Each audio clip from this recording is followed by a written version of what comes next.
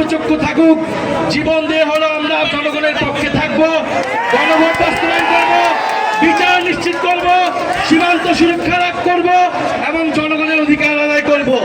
আপনাদের এই সাভার, এই ঢাকা উত্তর উপজেলায় আপনাদের পাশে হবে নাবিলা তাসনিম, আপনাদের জনগণের নেত্রী, উনি এনসিপির নেত্রী হিসেবে দায়িত্ব পালন করবে।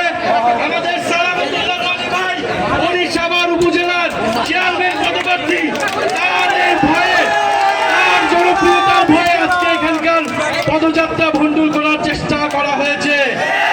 এবং বিদেশে আছেন আমাদের দিলশানা আপা, উনি এই সাভারে দাঁড়িয়েছিলেন, নির্বাচন করেছিলেন শাপলাকলিতে, তাকে পরিকল্পিতভাবে